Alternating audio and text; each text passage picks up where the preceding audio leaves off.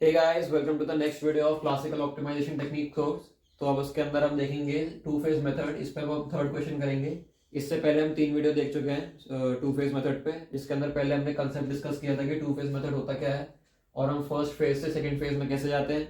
फिर दूसरी वीडियो में हमने देखा था क्वेश्चन नंबर 1, फिर दूसरी उसके बाद हमने वीडियो देखा था क्वेश्चन नंबर 2 और हम देख रहे हैं क्वेश्चन नंबर 3। तो ये तीनों ही वीडियो बहुत इंपॉर्टेंट है and this one is also very important, क्योंकि इसके अंदर हम क्वेश्चन डिस्कस करेंगे जिसके अंदर टू फेज मेथड यूज किया जाएगा। So before starting with the video, please do not forget to subscribe my channel. So let's now begin.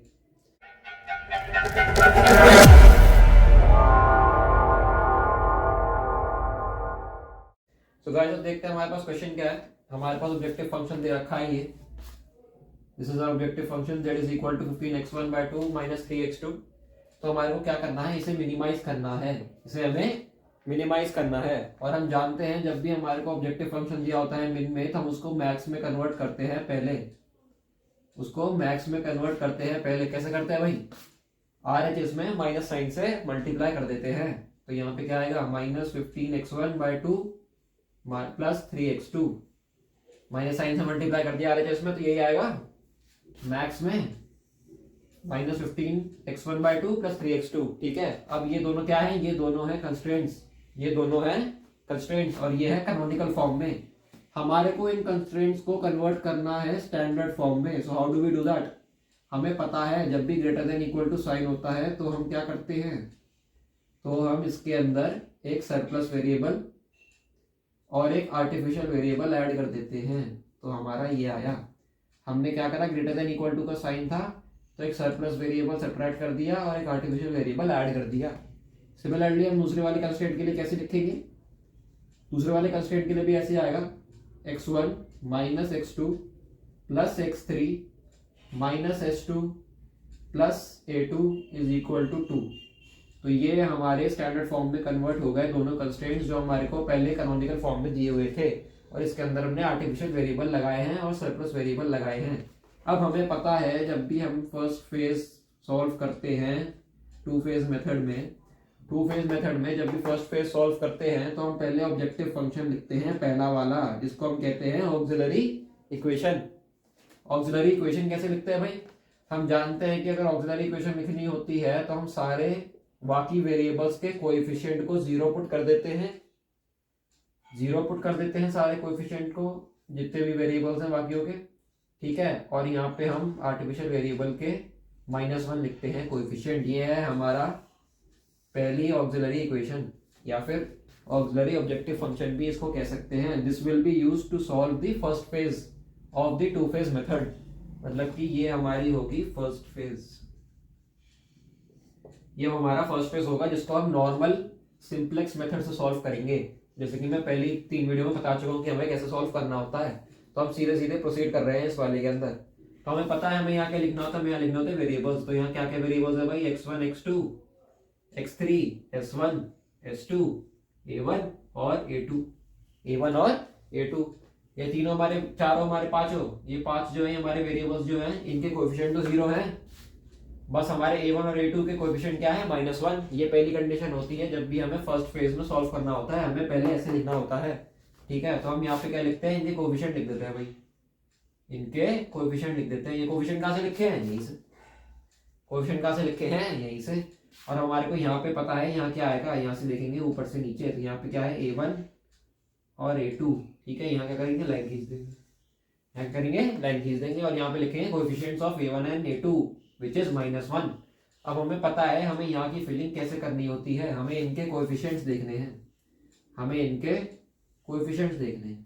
तो पहले वाली देख लेते हैं भाई। पहले वाले कोएफिशिएंट क्या है? 3 का, x1 का 3, x2 का -1, x3 का -1, s1 का -1, s2 तो भाई है नहीं इसमें, a1 है, a2 है नहीं। सोल्यूशन में क्या है?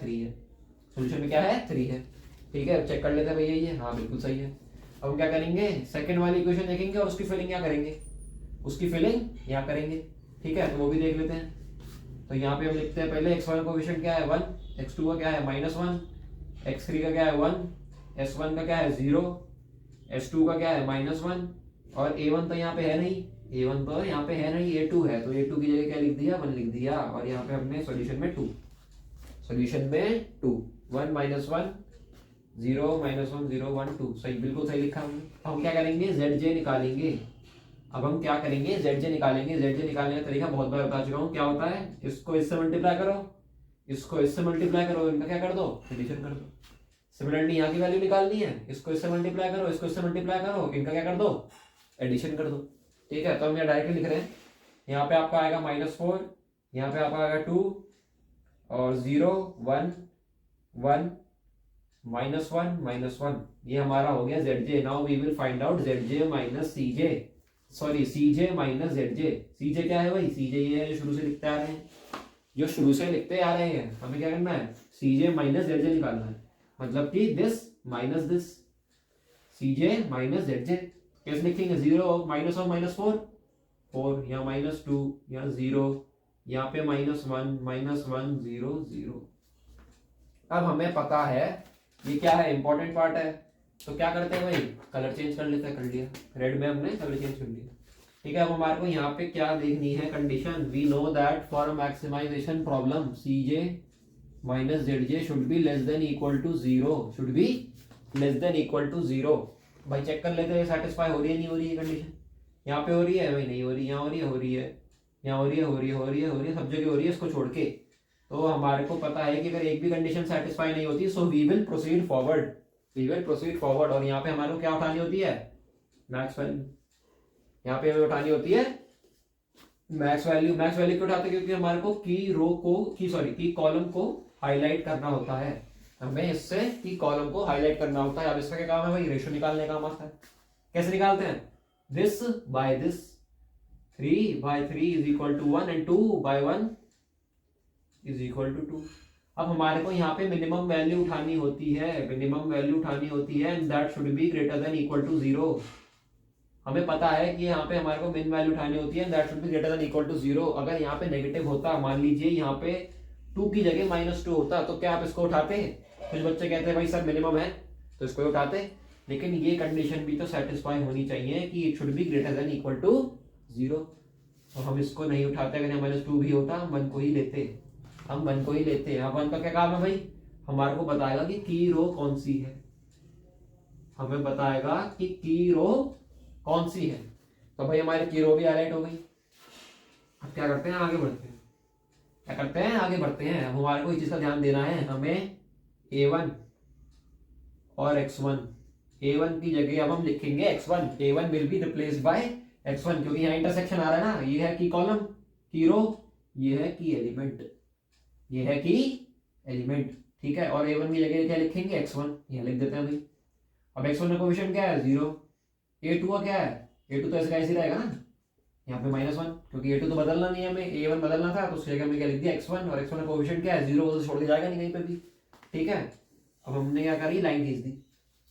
अब हमें पता है, अब हमें पता है कि हमने यहाँ से A1 को गायब कर दिया, A1 को गायब कर दिया, so we don't need A1 anymore. मतलब कि इसके नीचे हम क्रॉसेस लगा सकते हैं 2, क्योंकि A1 के कॉलम अब हमें नहीं चाहिए, क्योंकि हम A1 यहाँ से एलिमिनेट कर चुके हैं। ठीक है, अब दूसरी बात पे आ जाते हैं। दूसरी बात क्या है, हमें पता है कि एलिमेंट शुड ऑलवेज बी 1, कि एलिमेंट हमेशा 1 होना चाहिए। तो क्या करते हैं भाई, इस एलिमेंट, इस नंबर से पूरी रो को डिवाइड कर देते हैं, पूरी रो को डिवाइड कर देते हैं। तो क्या आएगा, 3/3 1, यहाँ आएगा -1/3, -1/3, -1/3, 0, यहाँ मतलब नहीं है हमें कोई भी, यहाँ 0, यहाँ पे 1, यहाँ पे 1। अब हमें पता है कि की कॉलम में की एलिमेंट को छोड़ के बाकी सब क्या होता है, 0। ठीक है, अब देखते हैं एक दूसरी चीज, भाई हमारे को ये निकालनी है वैल्यू NV, हमारे को निकालनी है वैल्यू NV। अब NV कैसे निकालेंगे, वी नो दैट NV का फॉर्मूला होता है ओल्ड माइनस की रो इंटू की कॉलम अपॉन की element, KR into KC upon KE, और यहाँ पे ओल्ड होता है, ये ओल्ड है। ठीक है, ओल्ड का क्या मतलब है भाई, इसके करस्पॉन्डिंग पुरानी वैल्यू क्या थी, इसके करस्पॉन्डिंग पुरानी वैल्यू क्या थी, -1। अब क्या बोलते हैं, इसकी की रो क्या है, की रो -1 है, इसकी की कॉलम 1 है, की एलिमेंट तो 3 है, तो चेंज होता नहीं, तो कितना आया, -1 प्लस 1/3, कितना हुआ, -3 plus 1/3 which is equal to -2/3, which is equal to -2/3, बिल्कुल सही होगी। यहाँ पे आपका आएगा -2/3। अब यही फॉर्मूला यूज कर करके हमारे को ये और ये वैल्यू निकालनी है। तो सिमिलरली हम डायरेक्टली यहाँ लिख देते हैं, क्या आएगी वैल्यू, यहाँ की आएगी 4/3, यहाँ पे आएगा 1/3, 1/3 आएगा यहाँ -1, यहाँ पे आएगा 1 और इधर भी आएगा 1, इधर भी आएगा 1। ठीक है, अब हमें क्या करना है, we have to find out ZJ, we have to find out ZJ again. ZJ निकालने का फॉर्मूला बता चुके हैं, इसको इससे मल्टीप्लाई करो, इसको इससे मल्टीप्लाई करो, इनको क्या कर दो, ऐड कर दो। ठीक है, तो अब ये तो 0 है ही, तो यहाँ तो मतलब है नहीं, मतलब सिंपली इससे मल्टीप्लाई करना है हमारे को इसको, तो क्या आएगा, यहाँ तो 0 आएगा, या 2/3 या -4/3 या -1/3, 1 क्रॉस और यहाँ पे -1, यहाँ पे -1।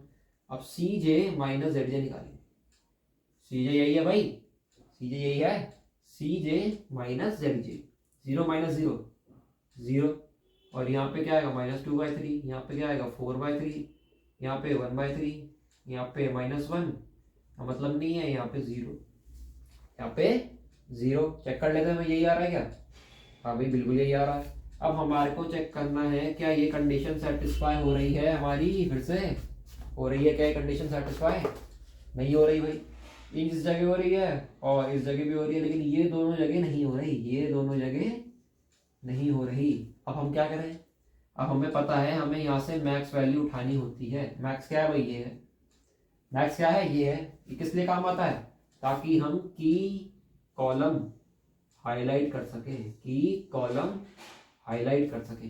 अब हमने क्या करा, की कॉलम को हाईलाइट कर लिया। इसका क्या फायदा है, इससे निकालेंगे रेशो, इससे निकालेंगे रेशो, दैट इज 1/-1/3। कितना आया, -3। कितना आया भाई, -3। नेगेटिव का है, कोई बात नहीं भाई, अभी देखते क्या करना है, 1/4/3, तो ये क्या आएगा 3/4, ये क्या आएगा 3/4। अब हमें पता है यहाँ पे मिनिमम वैल्यू उठानी होती है, तो कुछ बच्चे क्या करते हैं, -3 को उठा लेते हैं, -3 को उठा लेते हैं, क्योंकि कहते हैं भाई ये तो नेगेटिव है, तो छोटा है सबसे, इसको उठा लेते हैं। लेकिन वो ये भूल जाते हैं कि we have to look for this condition also, that is it should be greater than equal to 0। तो हमारे को ये वाली वैल्यू उठानी है, हमारे को ये वाली वैल्यू उठानी है। नेगेटिव को हम कभी नहीं उठाते, कुछ भी हो जाए नेगेटिव कभी नहीं उठेगी। यहाँ भले ही 1000 लिखा होता, यहाँ पे -1 होता, तब भी आप 1000 को उठाते, क्योंकि that is greater than equal to 0 and minimum, positive minimum. ठीक है, तो हमने इसको लिया है, तो इसका क्या मतलब है, ये वाली की रो जो है वो हाईलाइट हो गई, की रो हमारी हाईलाइट हो गई, ये हमारी की रो है। ठीक है, हमारा की कॉलम ये है, की रो ये है की एलिमेंट, ये है की एलिमेंट। अब भाई इसका क्या काम है, इंपॉर्टेंट पार्ट है, क्या करना है, कलर चेंज कर लेते हैं। चलिए भाई कलर चेंज कर लिया। अब हमने क्या करा, इसको हमें रिप्लेस करना है इससे, we have to replace A2 by X3। ठीक है, क्योंकि भाई हमारा ये इंटरसेक्शन आ रहा है, हमारा यही इंटरसेक्शन आ रहा है। अब हम क्या करेंगे, x1 का तो ऐसे रहेगा भाई, x1 कोएफिशिएंट 0 है, A2 की जगह क्या आ जाएगा x3, और x3 का कोएफिशिएंट क्या है 0, वो तो छोड़ के जाएगा नहीं। ठीक है, तो हमने क्या करा, यहाँ पे भी लाइन खींच दी। अब हमें पता है कि हमारा की एलिमेंट शुड बी 1, तो क्या करें, 4/3 से पूरी रो को डिवाइड कर देते हैं, भाई। तो यहाँ क्या आया 0, इसमें यहाँ पे करोगे तो कितना आएगा, ये यहाँ पे आप करोगे तो कितना आएगा -1/2, -1/2।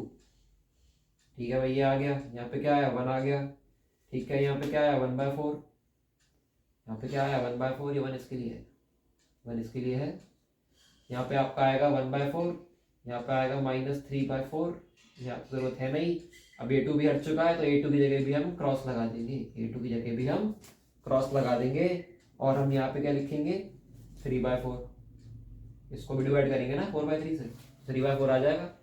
ठीक है, तो ये तो हमने फाइंड आउट कर लिया, एंड वी नो कि जो हमारा की कॉलम है उसके ऊपर वाला 0 होगा, उसके ऊपर वाला 0 होगा। तो हमने ये तो फाइंड आउट कर लिया। अब हमें क्या करना है, ये NV की वैल्यू निकालनी है, NV की वैल्यू निकाल लेते हैं भाई इस फॉर्मूला को यूज करके। ठीक है, तो अब हमारा NV के करस्पॉन्डिंग ओल्ड वैल्यू क्या है 1 है, माइनस की रो 0, की कॉलम -1/3 की एलिमेंट 4/3। हमें पता है कि जब भी यहाँ पे कोई भी एक जीरो होता है कि कॉलम या फिर की रो, तो हमारा आंसर वही आ जाता है जो यहाँ था 1। ठीक है, क्योंकि यहाँ तो जीरो है, सब कुछ जीरो जाएगा तो क्या बचेगा 1। तो यहाँ 1 आ गया, यहाँ पे 1 आ गया। अब सिमिलरली हम बाकी को यहाँ पे न्यू वैल्यू कैलकुलेट करेंगे इसी उससे फॉर्मूले से, तो क्या आएगी यहाँ पे -1/2 आएगा। मैं डायरेक्टली लिख रहा हूँ, आप चेक कर सकते हैं। यहाँ पे -1/4 आएगा, यहाँ पे आएगा -1/4, इधर भी दोनों जगह -1/4 आएगा, और यहाँ पे आएगा 5/4। ये लिखा है 5/4, ये लिखा है 3/4, ये लिखा है -1/4, और ये भी वही लिखा है -1/4। अब हमने क्या करी, कैलकुलेट कर ली सारी वैल्यू। हम क्या निकालेंगे, जेड निकालेंगे। अब जेड की क्या वैल्यूज आएंगी, 0 0 0 0, इससे मतलब है। ठीक है, अब निकालेंगे CJ minus ZJ। CJ minus ZJ मतलब कि दिस माइनस दिस, ये आपका CJ है, दिस माइनस दिस। तो लिखते हैं भाई 0 आएगा, यहाँ 0, इधर भी 0, और यहाँ पे भी 0। यहाँ फर्क पड़ता नहीं, यहाँ फर्क पड़ता नहीं। अब हमारे को क्या करना है, ये कंडीशन चेक करनी है। ये कंडीशन चेक करनी है। कंडीशन क्या है, that CJ minus ZJ should be less than equal to 0, should be less than equal to 0। क्या है ये कंडीशन, सेटिस्फाइड, हाँ सब में सेटिस्फाइड है, इट इज इक्वल टू 0। ठीक है, तो अब हम क्या करेंगे, यहाँ पे स्टॉप कर जाएंगे, और अब हम चेक करेंगे whether we should move to second phase or not। क्या हमें सेकेंड फेज में अब जाना चाहिए या नहीं जाना चाहिए। हमें पता है हमारे पास दो कंडीशन होती है देखने के लिए। अगर यहाँ पे x1 a1 a2 है नहीं, अगर यहाँ पे कोई भी आर्टिफिशियल वेरिएबल नहीं है, तो हम आगे जाएंगे ही जाएंगे सेकंड फेज में। तो हम जाएंगे सेकंड फेज में, जो यहाँ पे केस आ रहा है। तो we will move to phase 2। वो तो बात चलो होगी। मान लो यहाँ पे अगर कोई भी एक आर्टिफिशियल वेरिएबल आ रहा होता, कोई भी आर्टिफिशियल वेरिएबल आ रहा होता, और उसकी वैल्यू यहाँ पे 0 होती, उसकी वैल्यू यहाँ पे आर्टिफिशियल वेरिएबल जो आता उसकी वैल्यू यहाँ पे 0 होती, then also we would have move to phase 2। मतलब कि तब भी हम मूव करते हैं सेकंड फेज में। ठीक है, ये दो कंडीशन याद रखना। या तो यहाँ पे कोई आर्टिफिशियल वेरिएबल ना आए, सेकंड फेज में मूव करो। अगर आ रहा है, वैल्यू 0 होनी चाहिए। बस ये दो चीजें याद रखनी है। ठीक है, तो अब हमारा यहाँ पे आर्टिफिशियल वेरिएबल भाई आ ही नहीं रहा है। तो हम क्या लिखेंगे, यहाँ लिखेंगे this is the second phase. We have moved on to the second phase, very important part. So let us change the color. ठीक है, अब यहाँ क्या करते हैं सेकंड फेज में, जिन्होंने वीडियोस देखी है मेरी इससे पहले वाली, उन्हें पता है कि हम क्या करते हैं, यहाँ पे दोबारा टेबल बनाते हैं। दोबारा टेबल कैसे बनेगी, यहाँ CJ आएगा, यहाँ B भी आएगा, यहाँ पे C भी आएगा। ठीक है, इधर लाइन खींचेगी, एक इधर खींच जाएगी, एंड एक यहाँ पे। ठीक है, ये आपका सोल्यूशन है, ये आपका रेशियो है, ये आपका सोल्यूशन है, ये आपका रेशियो है। ये दोबारा टेबल बनी है सेकंड फेज में, हमेशा दोबारा टेबल बनती है।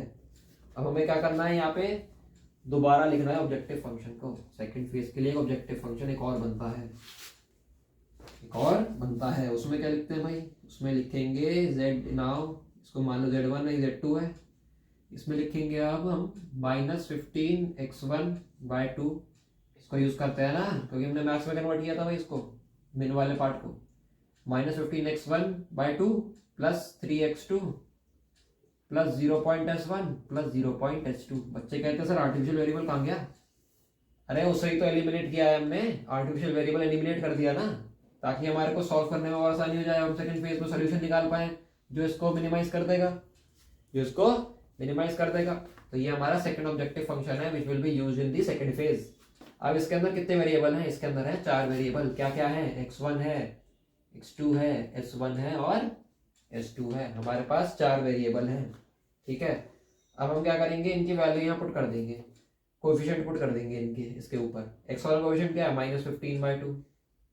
x2 का क्या है भाई, 3 है। यहाँ पे एक x3 भी आएगा, x3, x1, x2, x3 और s2।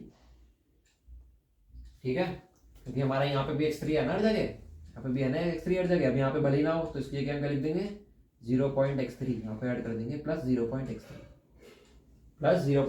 समझ आ रहा है, क्योंकि हमारे पास 3 वेरिएबल थे ना x1, x2, x3 के, फिर हमने सरप्लस वेरिएबल 2 s1 और s2 और लिखे, तो x3 का कोएफिशिएंट 0 होगा, और s1 की जगह क्या आएगा 0, s2 की जगह भी क्या आएगा 0, s2 x2 की जगह भी क्या आएगा 0, क्योंकि हमने यहाँ पे तो लिखा था x3 और यहाँ पे भी तो 0 था, x3 की वैल्यू कोएफिशिएंट 0 था कि नहीं था। ठीक है, तो हमने क्या करा, इसे कोएफिशिएंट लिख दिए। अब हम यहाँ पे क्या लिखेंगे, यहाँ पे हम क्या लिखेंगे, मैंने बताई थी पिछली से पिछली वीडियो में कि जब भी हम सेकंड फेज करते हैं और सेकंड टू फेज मेथड जो सॉल्व करते हैं और सेकंड फेज में मूव करते हैं, तो यही वाले पार्ट को यहां से लेकर यहां तक, ये जो पार्ट है इसको उठा के यहां रख देते हैं, इसको उठा के यहां रख देते हैं। तो क्या आएगा भाई, यहाँ पे रख देंगे तो यहाँ x1 आएगा, यहाँ x2 आएगा, x3 आएगा सॉरी। ठीक है, x1 और x3 आएगा यहाँ पे 1 माइनस 1/2, 0 माइनस 1/4 माइनस 1/4।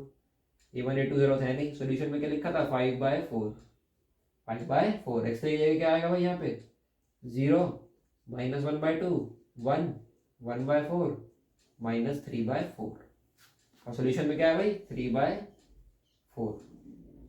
ठीक है, हमने इसको उठा के यहाँ पुट कर दिया, इसको उठा के यहाँ पुट कर दिया। ऐसा करते हैं जब हम सेकंड फेज में जाते हैं।